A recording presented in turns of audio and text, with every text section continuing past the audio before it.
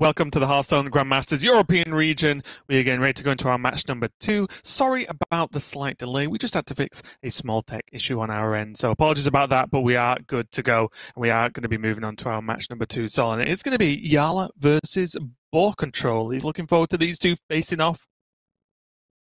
Yeah, I definitely am. I think, Boar is a player that it's pretty clear that I'm a pretty big fan of. Obviously fellow UK representative, very quickly growing into one of the biggest streamers in Hearthstone right now. I think one of the most dedicated players in terms of, competitive pedigree. And I think finally getting the regards he deserves, from the other players in the community and from, overall community perception. Getting that recognition that he deserves as one of the very best players in the world, which I think he absolutely is. But on that note, I made the argument last season that Jarla might have just surpassed everyone, surpassed the Hunter Aces and the Bunny Hoppers and the players that we normally have in that conversation to actually being the best player in Europe and therefore, by extension, the best player in the world, because that is clearly how it works. That is very true, and I do think as we go straight into game number 1, we do see, already the first difference in this series is BoarControl has decided to leave Priest up versus Jarla, which again, now we're going to get our first taste of Priest, and I know your favourite card, Sottle, which is Mind Render Lucia, right there in Jarla's opening hand. So we can talk about this card as it is a card that's the community is on the whole discussing quite a lot right now, but is it a keep? Is the card good enough to keep? Or is it something you toss and just draw later to get some use out of? It's a very, very good question. I think it's probably matchup dependent. I think a lot of the time, if you're playing this deck and going first, there are some matchups where even just playing it on 2 and then coining a 1-drop minion from your opponent's deck and denying them the coin and one of their minions is actually pretty important. Druid, maybe not quite so much, but I still generally think the card is just too strong to not have access to over the course of the game. At some point, it's going to ruin your opponent's day. That's just what the card does. And Priest, crucially, does not really draw cards. They don't need to so much anymore because of this card exactly, Cleric of Scales. This kind of simulates card draw for the deck. It allows you to play it in place of card draw, but Cleric of Scales is never going to draw you Mind Render. So therefore, keeping that card as a priority and just trusting your deck to feed you the other things you need is probably a good way of going about it. Yeah, it's definitely an interest. There's a reason everyone's discussing it right now, whether it's too powerful or whether it's how and when to use it. One thing that's very interesting, though, in this matchup specifically is Druid is quite predictable, isn't it? On turn 7, if they have 7 mana into the next turn, you're expecting them to do big things, whether that's a KT combo or even just an overflow. On the first time they hit 10 mana, for example, they can also pop off as well, or even 9 mana with Ysera. So because of these telegraphed turns from Druid, I think you can get even higher power turns out of it as well in this matchup. So I'm excited to see how Jarla utilizes this. Meanwhile, BoarControl just going for some slight early tempo play here with the help of that Studies, just to beat down some of these small annoying minions here from Priest. And even that does start to tell you some pretty crucial things about BoarControl's hand if you're Jarla. And hand reading becomes incredibly important. It already is. It's one of the most important skills that really separates a decent ladder player from a tournament-winning competitive player, is ability to gain good hand reads on your opponent. When Mind Render Lucia's in the game, it becomes even more important because suddenly, that context of what your opponent has in their hand becomes very impactful when you're going to choose to play Mind Render. So what do I think that Jarla's learned based on that play? Well, probably that there's no overgrowth in Boar's hand because he's already wasted his spell discount on playing a spell that turn, which he wouldn't have done if he had overgrowth or feasibly 3 mana in his hand for the following. Do you see he does have your actual probably favorite card in the form of Gidra in his hand, but not Sorcerer's really, Apprentice? What? Not really I would say the best card to just play out without a plan for it, right? Like he doesn't really want to use crystal power with it. Bog Beam is weird as well. in the near future, that Bloom would have to be played first, but then overloads it massively so early in the game. Really, right now, I do feel BoarControl is in a bit of a tough spot with this hand. But as ever with Druid, he is one ramp draw away from really opening up this game.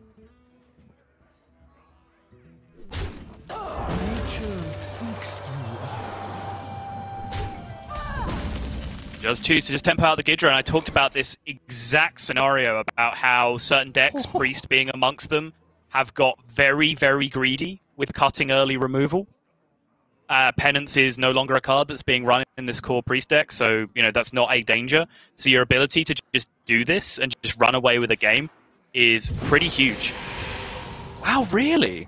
Were you going to suggest a steal? Yeah. Yeah, I I was. think so too. I think so too, yeah. Is it... If he doesn't kill this Gidra, is he just assuming BoarControl doesn't have a spell in hand? I don't...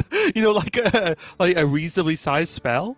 Well, again, he doesn't have Overgrowth, almost certainly, right? Like, we've kind of established that read. I talked about it on turn 1 with the nature studies. So Overgrowth is obviously the big natural punish. Outside of that, there aren't that many cards that make Gidra do impressive stuff from this point. The spells are either too expensive or too cheap to actually be impactful. I will say, though, I would have also just valued having a 2/6 on the board as well, right? Like, I think... I don't know. I think the Cabal Acolyte is a great minion to just stick around anyway, just because it's very difficult for it to actually die, and even does a good job at soaking up some of these minions on board, even if he didn't pull them. But look at BoarControl's smug little face. He's like, got you. I mean, was BoarControl's face more smug than usual at that point? I'm not entirely sure. Maybe 0.1%. Okay. Yeah, I would put have it into slow-mo and paused it. I would have coined Cabal Raised Deaded in a heartbeat that turn, and I'm very surprised that Jarla did. Because it just clears the board as well. I don't know. It felt very clean. And like I said, he ends the turn at worst with a 2/6, right? So Boar is in the tank here about whether he really, really, really wants a 4 attack Speaker Gidra, which he actually decides he does.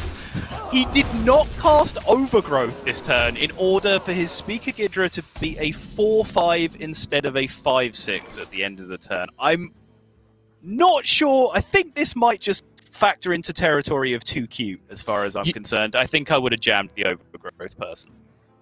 You know why I think it's okay? Go on. If you look at BoarControl's hand, right, he has nothing directly to play next turn anyway to get value from this Overgrowth. Okay. If he draws into something, well, I say something like Overflow, for example, which is all Guardian Animals, he can Bloom into it if he wants the immediate payoff, and if he doesn't need the immediate payoff, he can Overgrowth and say, okay, I'll be a bit slower, and then Bloom into Survival next turn, maybe. So I think because there's just nothing in hand that pays this Overgrowth off, he wants the most out of this Gidra. And it's not like he completely threw away a card, right? The Bog Beam killed a minion, and now he has a 4/5 with Wind Fury. I think the Bloom...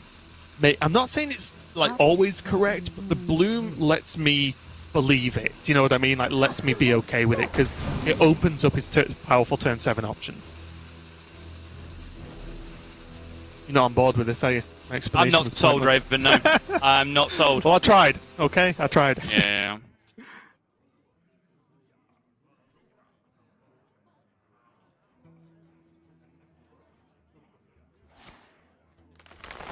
Regardless, BoarControl in a very powerful spot now. This Gidra is still doing work. He could even just trade the 3/1 in and Crystal Power the Spellkin and put 8 to face, sorry.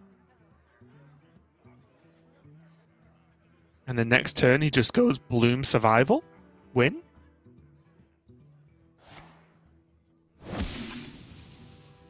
Looks pretty good to me. Yep.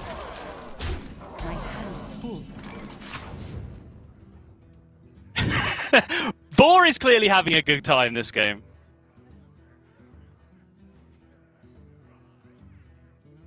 And let's just honestly rewind. It's very easy to do for us and for us to say now, but Yeah. that Ghidra could have been Jarla's before it did anything. Yeah. Right? It didn't. Right. It didn't do anything. Jarla could have stolen it and had just a solid turn, and he didn't. And now look at this mess he's in. This game could have looked very different. Yeah, I do completely agree with you. You know, before we even get into the debate about Bog Beam or Overgrowth on that turn, which, you know, has worked out great for Boar, but it would have worked out great for Boar anyway, because Shadow Word Death was just never in the hand in the first place. So, you know, it's going to be a stolen here eventually by Jarla anyway, which, you know, puts Boar in a bad spot. But, you know, Jarla could have potentially saved himself an enormous amount of health.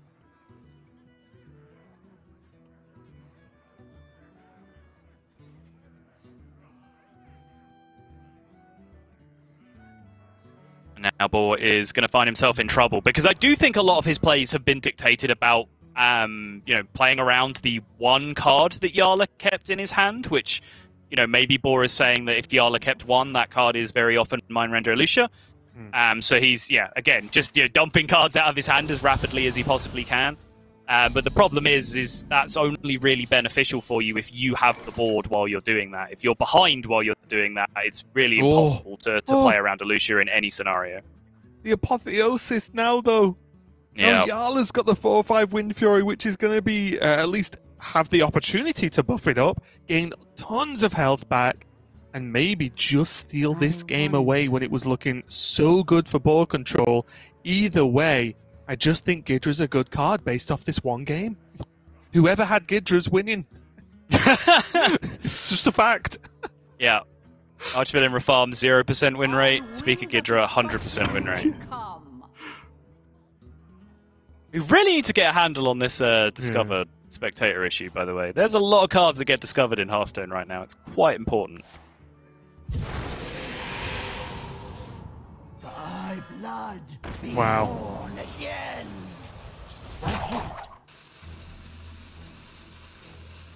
What is this Gala? Is this close to full Galakron here? Yeah, I think that is full. Yeah, that's full. Oh, you don't see that often. Yeah, it's the deck. Race Dead is such an insane engine. Like, be it in this deck or in the Highlander version. In the Highlander version, it can be even more frustrating because you can just slam your Zephyrus on 2 and take a Wild Growth, and like, what are they going to do? Not kill your Bloodfen Raptor and let it hit them in the head the entire game? Like, it's Race Dead is pretty disgusting in terms of just value generating early game minions, which this deck is full of. It's kind of just what makes the whole engine of the deck work, is Cleric of Scales, Disciple of Galakron, Raised Dead, because it does look on the surface like a very value light deck, but it just absolutely isn't when you factor in all of that stuff alongside Raised Dead. I really wanted to see the Apotheosis for the finisher, I think, there, actually. But we are going to get the Galakron for the clean kill with the weapon, as it did get that extra invoke. So really insane. I agree. I think Raised Dead is one of the most interesting cards I've played with, both in Warlock and Priest so far in the expansion. As you can do some crazy things in Warlock with the demon that generates your mana, refreshes 2 mana crystals. You can start to do really, really silly things with that as well. So a ton of options there. But Jarla just about getting the win there with a steal on the Ghidra. At least at the last moment possible, but it did look scary as he could have just nullified the whole outcome of that, right? Like, even in being in that tough position, could have just been avoided completely. Yeah, I mean, that's the issue that he potentially caused for himself, right? By not Raised Deading, just coin Cabal Raised Dead and just steal it straight away. I think, you know, we kind of got caught up in the argument about whether it was Bog Beam or Overgrowth in the scenario from BoarControl, which maybe it was fine. Like, maybe I'm caster visioning, I can see no Shadow Word Death, maybe Sight Unseen. It's much more important to play around Shadow Word Death there than I'm giving it credit for. But I think, you know, that debate aside, that game was probably just unwinnable from Boar's side anyway, regardless of which decision he made, because the power plays were too good from Jarla's side, and Boar just didn't really hit gas. Like, even if he'd ramped with the Overgrowth and kept the Bog Beam, what good was that going to do him? He didn't draw a payoff quickly enough to be able to get himself out of that issue anyway. So I think it was just kind of an unwinnable game in that scenario. Yeah, really tough one. And already, you know, the first time we see Priest left up, it has got its win. It's done its job. You know, it was a bit of a funky game, but it, you know, got the win anyway. We are going to be moving on into our game number 2 here. Jarla going to be on his Druid now, and BoarControl on, I nearly said Mage, just because I looked at the One Thief, but no, Shadow Step. It is his Rogue. It is Mage. This is the same deck. Like, everything that I've said about Tempo Mage and how cool it is and how flexible it is and how you have to invent win conditions on the fly and how you kind of have to work out how to use a bunch of cards that didn't start in your deck and put them to great effect. All of those things are also true of this build of Rogue that BoarControl is running. This is not a straight-up base Rogue. This is not a Galakron Rogue. This is unlike anything that we've seen in Hearthstone up until this point. This is purely a deck engineered to maximize the potential of Questing Adventurers, of Edwin Van Cleef, and of Secret Passage, the new card in Scholomance that shuffles your existing hand back into your deck and replaces it with 5 different cards that started the turn in your deck. So this deck curves out at 4. The most expensive card in it is 4, but I have seen Boar play this deck and win games in fatigue with 11 cards in his hand. And no, I did not misspeak. I mean 11 cards. Already we're getting off to some fun as there's a Takan in hand, and the deck has ways to get to lackeys, of course, as well, so it's going to be pretty interesting overall. For me, though, you mentioned a lot of cards in this Rogue list, and, you know, the likening to Mage is very accurate, but for me, how Plagiarize makes both players play is very interesting, and it's such a weird one, because once you see a secret gone down, as the opponent, you need to very quickly work out whether you even have spells or cards you want to give them, or whether, you know, okay, then what if it's dirty tricks? Well, if it's not, I can do this. If it is, I can do that. And it gets very, very difficult to manage, at least in my experience. So, going to be a tough one. Just a quick breakdown for Jarla. He is, of course, as you can see, playing a Mount Cell list, but it still runs Guardian Animals, still got Kel'Thas, still got Ysera, with the survival of the fittest at the very top there. So, this is just like a ton of stuff in this Druid list, I would say. Just a ton of minions. Yeah, and unfortunately for Boar, this has not started out the way that he would have liked it, or certainly the way I would have liked it either, because I'd like for this deck to have a good showing, because I also do think this is a super interesting and super powerful deck. Like, he was forced to play his Cult Neophyte on 2, which is not the turn you want to be playing it in this matchup. He has to play a Bloodfen Raptor for pressure, really, against Druid. But ideally, he would have liked to have blocked Coin Overgrowth or just Overgrowth with his Cult Neophyte, which he did neither of those things. And now to follow that up, he essentially has no play unless he wants to backstab his own Neophyte to activate his Miscreant, or just rip a Secret Passage and hope for some minor miracle that turns into a powerful turn. Yeah, and I think with Takan, there's no rush for BoarControl to get this Miscreant and Lackeys outright, because they're going to be significantly more powerful if he can land the Takan down anyway, much later. I'm not saying he shouldn't play, you know, the Miscreant early, he shouldn't hold on to it or anything, but there is a benefit now of holding on to it, or having to hold on to it a little bit longer. Oh, Shadow This is exactly the deck. Like, Boar already recognizes that without him hitting potentially like Shadow Step Vendetta Edwin Van Cleef that turn, he's already in trouble. So what was that, as early as turn 4, he's just snapping his Secret Passage and hoping that it does something insane for him. It did not end up quite getting there in terms of generating a huge threat for himself that he would have loved to do this turn, but still, any of these cards that he plays that then generate new cards, he then gets to keep for the following turns alongside every card he had when the turn started. So he is just generating resources for himself right now. Yeah, and this is another card I think we will start to see more and more of as an inclusion in players' decks, is this Cult Neophyte. Just even not against a spell-heavy deck, but even just against most things. At worst, it's a Raptor. At best, it's messed with your opponent's turn, which is very, very powerful. You can see now, 6 mana Overgrowth. Yeah, I'm probably not too bothered about the Cult Neophytes that turn. Well, honestly, Sol, this is a lot of damage as well. This is 8 minimum this turn. It is. So I'm kind of with Boar. Boar's reactions are just amazing. I love them. I'd spend way more time watching Boar's camera than I do the actual gameplay when casting BoarControl. But obviously he's, you know, playing and shadow stepping a bunch of cult neophytes there to lock out as much Vate shenanigan nonsense as he possibly can, trying to make sure that Jarla had a dead turn here.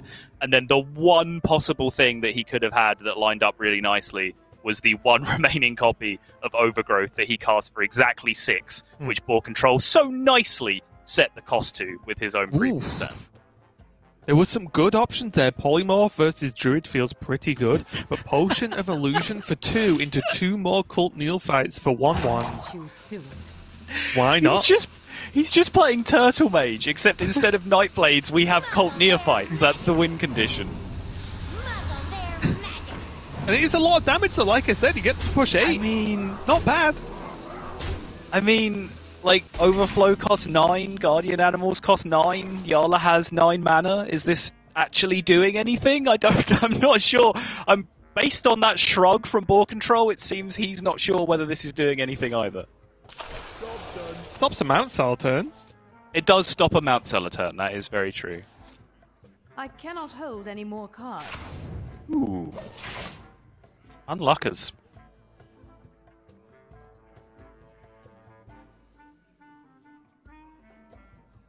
There is still this Devolving Missiles as well that can help push through some taunts, for example. So there are options here for Boy. Probably does want to start with, what do you think, even maybe the prep into the One Thief? So many options. Or do you maybe just like jamming the Takan while it's quiet? That's the question, right? He's only got 1 board space to play with, unless he wants to start picking up Shadow Steps, backstabbing his own guy, pick up Vendetta his own guy, and there's not really any reason to be doing that kind of stuff if it's not paying off an Edwin or a questing. So it might just be as simple as you have 1 board space, use it on the biggest thing you currently have in your hand.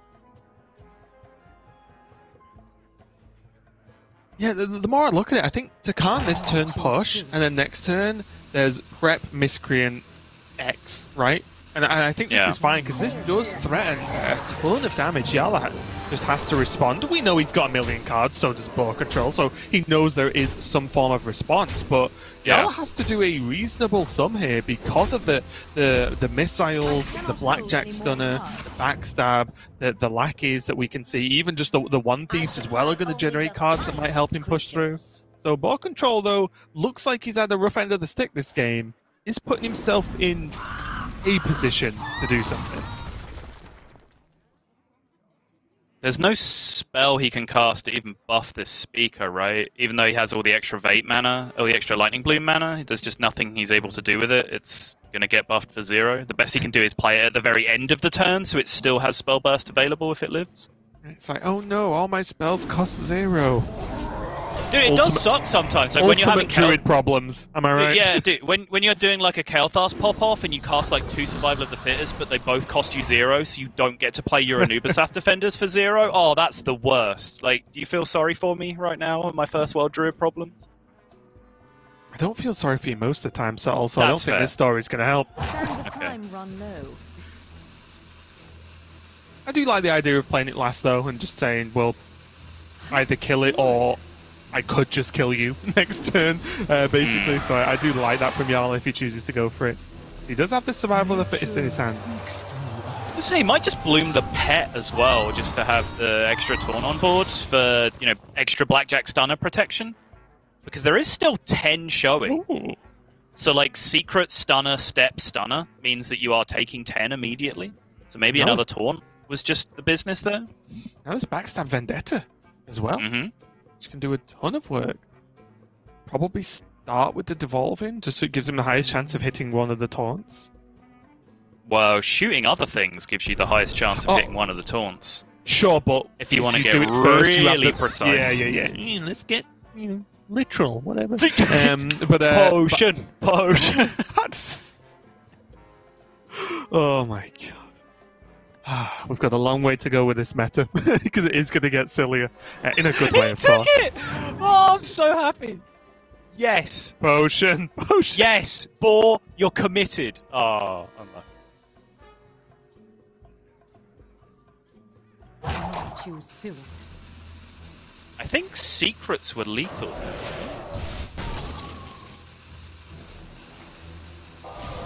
I've already lost track of this deck, so also I don't know. Yeah, I think if he found mage secrets of either of... I think if he found mage secrets of either of the One Thieves, he just had lethal. Well, after then finding the Frostbolt. Yeah, because he could still backstab Vendetta, stunner the big one, go, right? Something like that, yeah. Well, something went wrong this turn. Many things went wrong this turn, Raven.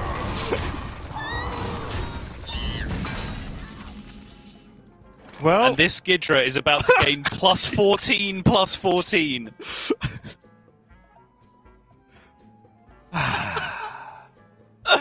Hearthstone is great right now, okay?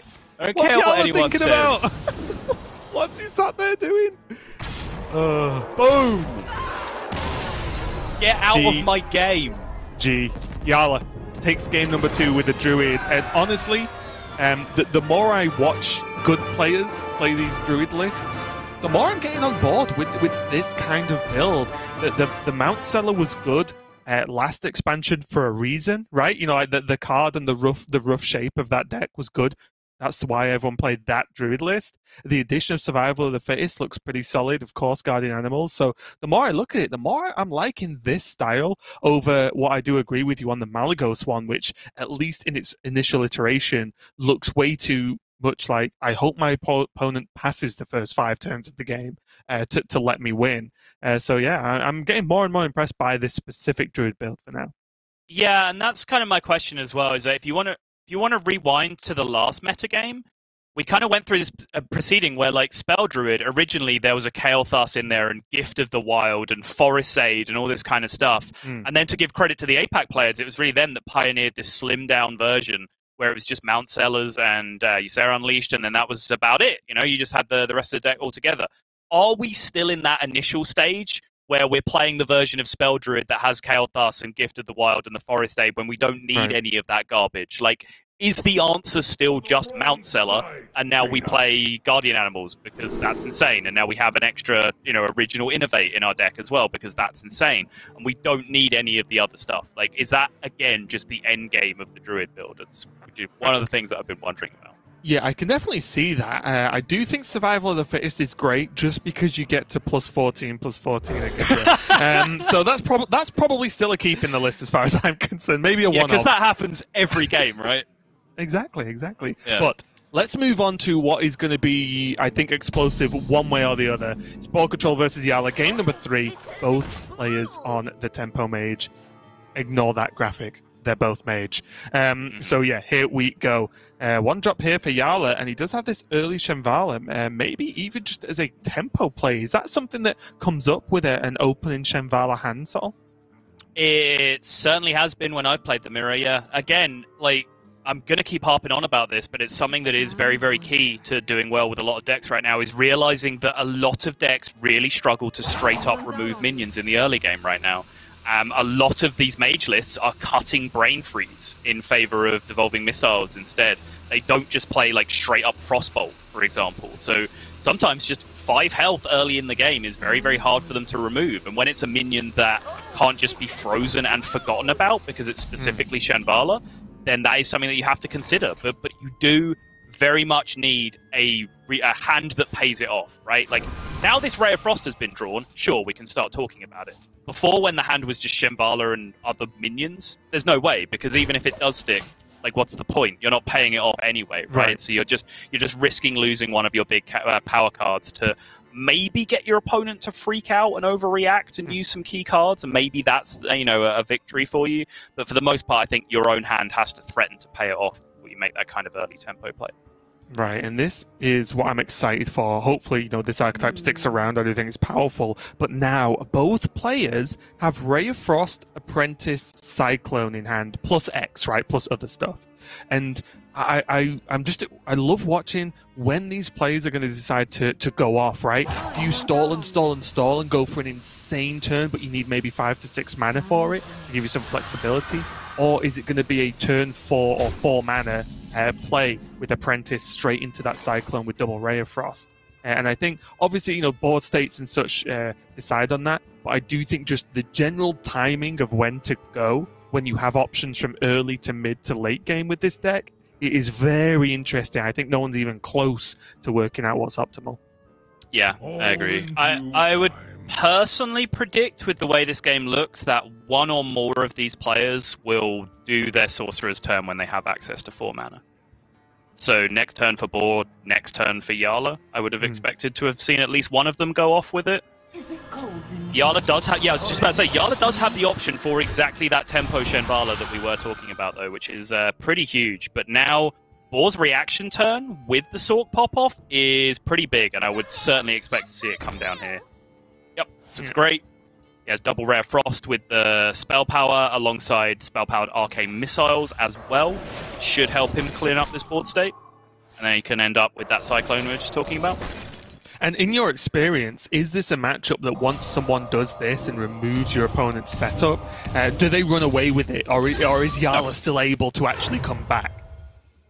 Absolutely, yeah. The game's really, really back and forth. Even progressing past much, much deeper things than this. Like, you can have hit, like, Mana Giant Conjurer's Calling into 2 nutty 8-drops, and the other mage can still come back against you. It's absolutely possible. It's not over till it's over. Yes. There was an option there for BoarControl to go for Mizaki and actually go for that the spell damage like OTK style. He did go for the totem, which I played twice in this expansion in my games and never played again because it just killed itself twice. And I was like, this card is trash. So I'm surprised he picked it over Mizaki, but I'm sure he's had a bit more success with it than I have. It's pretty good. If you actually look at the raw statistics, on average, it is a pretty good card. It's just, do you want a pretty good card on average that loses the game sometimes? Like, does that equation solve for X? Do you know what I mean? I think, I liken myself more to a general Hearthstone player and throw statistics out of the window and go for anecdotal evidence. Yes, so okay. I never play that card ever, no matter what, because a couple of times it was bad for me. Fair enough. And this looks like the moment that Jarla's going to respond with his own powerful turn. Still has the Cyclone to help, maybe get some more of the cheap spells, and we'll see how he goes here.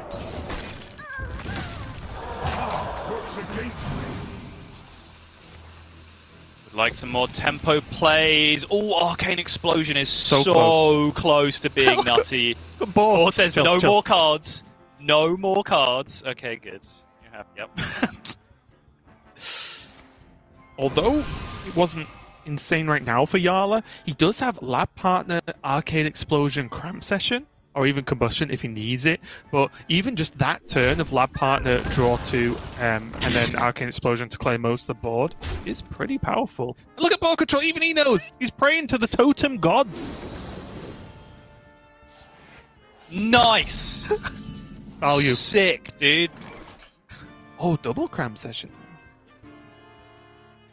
He was literally losing on fatigue before that happened. Trick Totem knows what's up. There is actually, you could go Lab Partner, Astromancer, Arcane Explosion, just take the board. Yeah, I love it. So I said that before we got distracted by Boar's theatrics, the Arcane Explosion was almost nutty on the previous turn if he had access to the 1 mana to play it, because he had the 0-cost Lab Partner to go with it as well. But yeah, this turn it still looks pretty strong. Just to push on tempo here.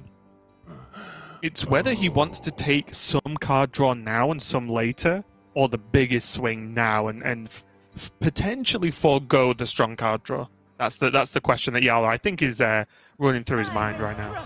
Well, he's limited. Because as soon as he plays the 1 spell damage minion, the other one stops being discounted. So he can't fit everything in this turn if he wants to Arcane Explosion. That's what I mean. Like, now he can either go full spell damage and Arcane, or he could go this draw 1 explosion. Yeah. So he can't do it all. That's the problem, isn't it? If he did no Cram Sessions this turn, and the spell damage, the 2 spell damage minions got cleaned up, then he sort of missed out on some Cram Session value. Right. Yeah, I take your point. I see.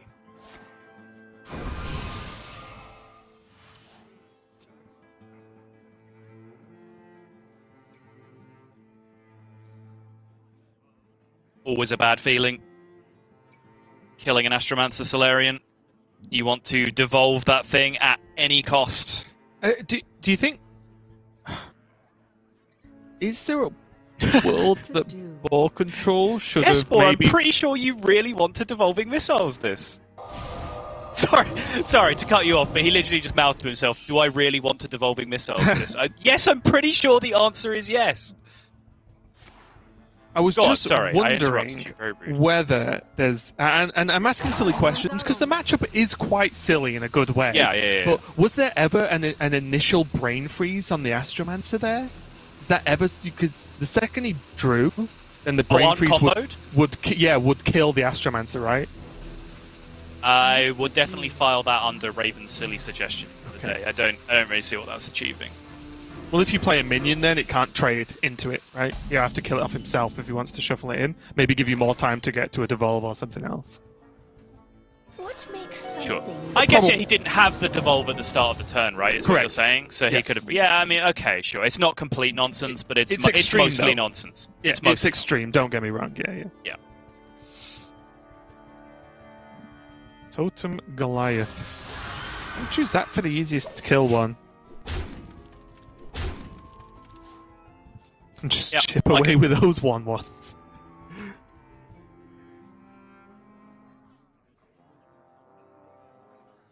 That is a pretty insane Jandis roll, by the way. Normally, I think, expecting to see a couple of 4/4s come out in this scenario, but that's pretty nutty. My general expectation is like one good card, one bad card. That's what I'm used to. It's something pretty solid, and then a 1/1 or something. I don't know. But yeah, one thing I'll put my hand up and confess. Hopefully you know, because I do not. Is how Rolling Fireball interacts with Yandis. I do not know that interaction. Actually, that's a good point. That's one for the notebook later, I guess. Like, obviously, the minion will die no matter how much damage it takes, but your question is whether it keeps rolling past it as if it's done 1 damage, or whether it's done the maximum health damage to it. Yeah, I don't know.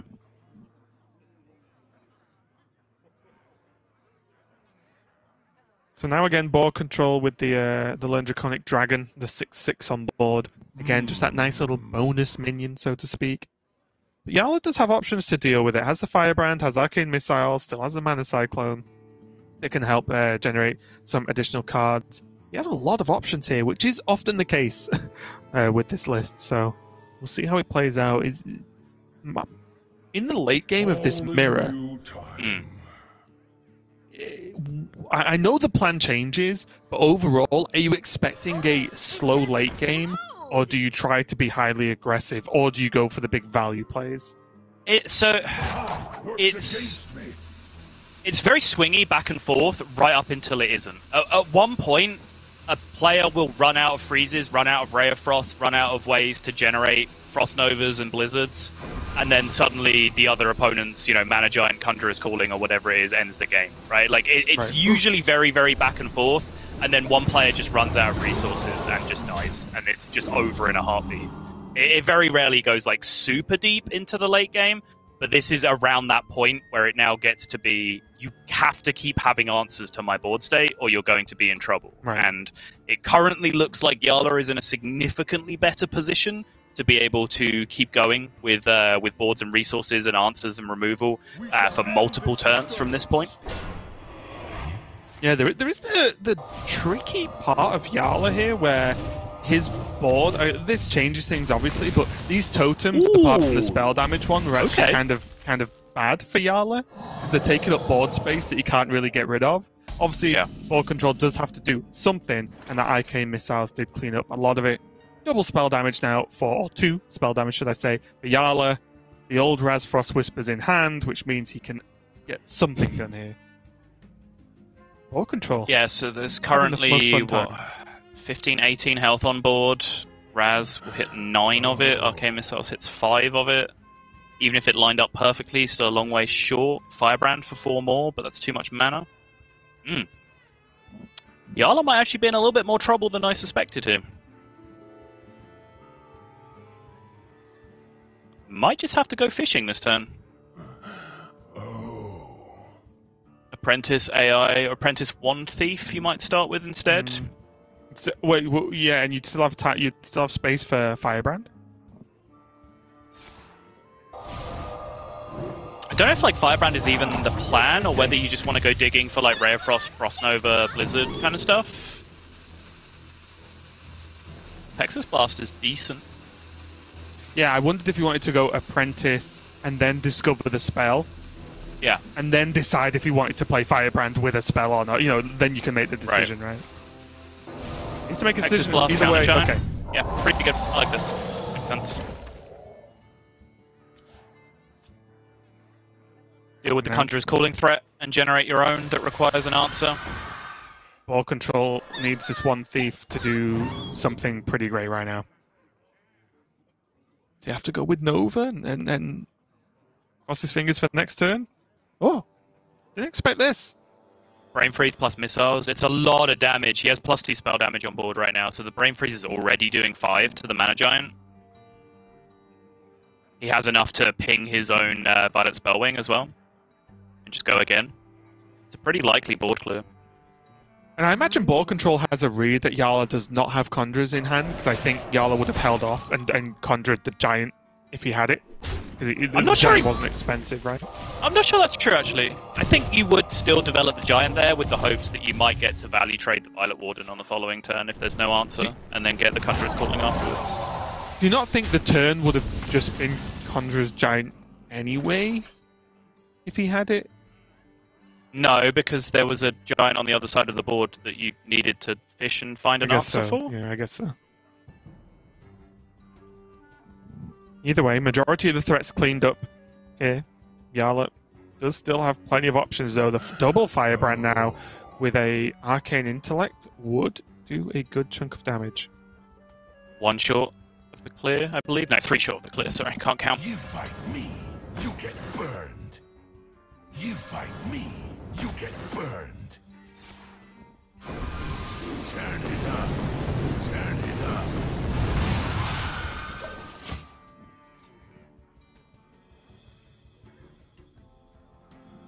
Oh, it just calls it a turn. Ooh. Seems good to me. Alright, Okay, Cram Session is the yep. start of something for BoarControl here. Yep, and BoarControl going for the Apprentice, saying, yep, something needs to happen this turn, because he didn't have to play the Apprentice there, but I think he just wants the maximum coming down here, the maximum mana to play with. If he got Evocation, it opens up a little bit more too, so this just gives him the strongest options, because he realizes with no cards in hand, like, the game's going to end if he doesn't actually do something pretty crazy right now. Yeah, he was just fishing for evocation, and there's, you know, multiple ways that you can get there. There's straight up evocation, there's, you know, more card draw into the evocation, there's you draw magic trick, and then the magic trick gives you the evocation, Right. But regardless of which of those things actually happen, you really want to have saved as much mana as possible by playing the Apprentice at the start of the turn. Or recognize that he needed something pretty desperate and pretty powerful that turn, because he's starting to fall pretty significantly behind in this game. Yeah, and there was a pause, but I do think BoarControl does also have to commit to the Giant for all those same reasons, right? This is the push. He's got that. This is it. He can't wait and hope he draws off the top.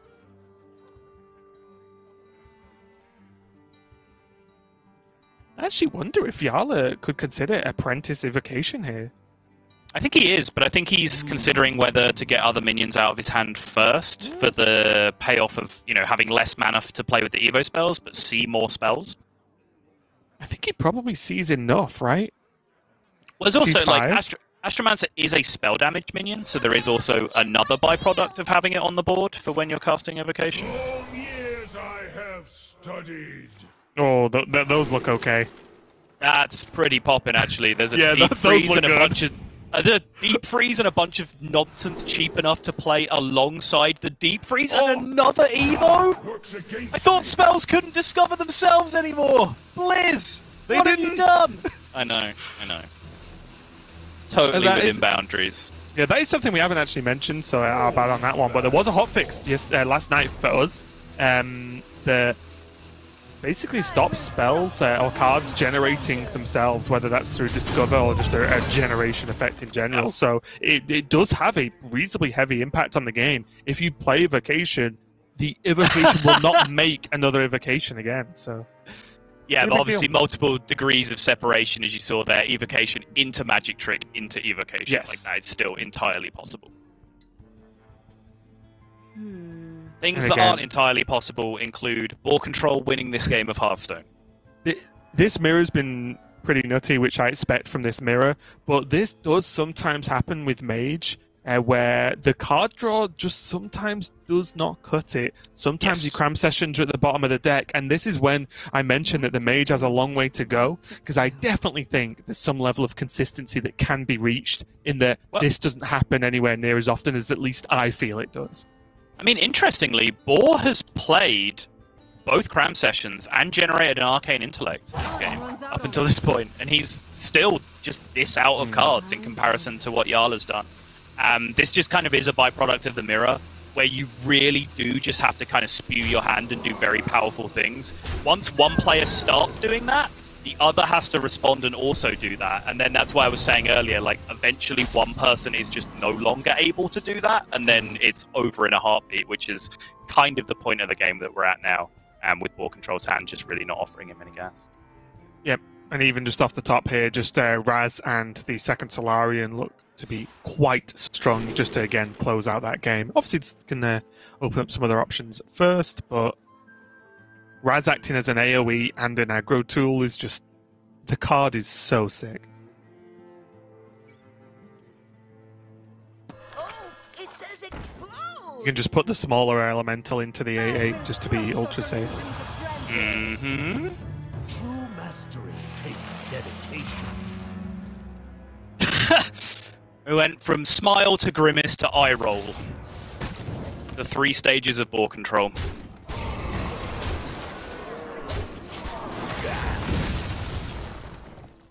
There are currently 0 primes in Boar's deck, which is an important thing to always be keeping track of, because that is your panic button at any given point. It's your get out of jail free card, and Boar just doesn't have them. They're just not in the deck. I was about to say, Boar needs to top deck the Yogg box that isn't there. But Prime is kind of that, serves that purpose in this deck, but as you mentioned, yeah, not available for Boar, unfortunately, and he is in the ultimate desperation plays. And that, my friends, is going to be the series. Jarla 3-0 against BoarControl. Great way to start the day for him. That puts him forward in a great position to get him into Sunday, and honestly, just a strong showing. I think BoarControl played well, but you mentioned at the start of the series, Sottle, that last season we were talking about Jarla when we base off actual results, play, and win rate, that he's up there. He may well just be, like, if you want to go factually, the best player in Europe. Yeah, I think so. This is really starting to build up a pretty serious run of results up until this point. They did face, I believe, in the Swiss, as I said, BoarControl sent me some replays from the games that they played, and I think the reverse happened there. I think BoarControl was able to pick up the victory in that one. But here, when it counts in the crucial top 8, it's Jarla that's been able to pick up the win, as we are getting an extended look at BoarControl looking pensive and reflecting on his defeat in this series. Yeah, new feature for this season of Hearthstone Grandmasters is Grandmasters The Aftermath, where we see how the players feel and respond after a game of Hearthstone. So sorry about this. We will get this fixed, although maybe it's a bonus if you just don't like looking at our faces instead. But yeah, overall, just very, very impressed with Jarla. He's going to be moving on to the winner's side of that group. BoarControl not out, though. These are just the first couple of matches for the day, which means they're going to go to the lower bracket, and then they still have a chance to fight back. But there is still a lot on the line here for these players. And while we're just staring at the screen, we do have some weird tech issue. We are just poking our production, Major, saying what's going on. Hopefully he's okay. He said there was a spider in the room earlier, so I hope he's not decided to fight it and lose. Oh, no.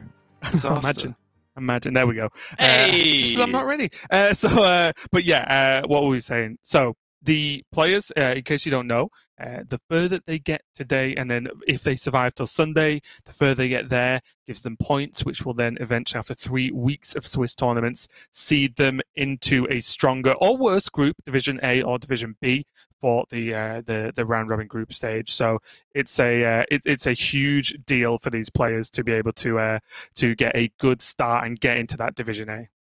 Yeah, for sure. I mean, this is a solution that we found for the players because they wanted to play an increased sample size, essentially. They felt like the GM format that we had the year before was not giving them enough chance to separate themselves from the pack. So that's why we even have off-stream stuff now, which we're not even broadcasting, to give that players that luxury of being able to play a larger sample. We now go through a whole Swiss qualifying to get themselves seeded into Division A, Division B, and then we play a slightly shorter round robin, although the season as a whole is much, much longer from the players' perspectives, which, hopefully keeps them happy in terms of separating the good players from the bad players by playing a big enough sample size. And that what that means is that although Boar has suffered defeat here, that one defeat in that one series of Hearthstone is not going to shape his season as much as it would overall. And same for Jarla on the victory side, because they still have multiple more weeks of Swiss to play through. Not to mention, Boar is still in this bracket and can still qualify out and go through to Sunday. Yeah, what you've got to remember overall is all the players you see on stream for these first 3 weekends, there are 8 players you won't see, and they did worse than these 8. So even if you just see them on stream, they are doing pretty well already for the first week. But we're going to go to a short break while we set up our next match. So don't go anywhere. We'll be right back with some more Hearthstone Grandmasters.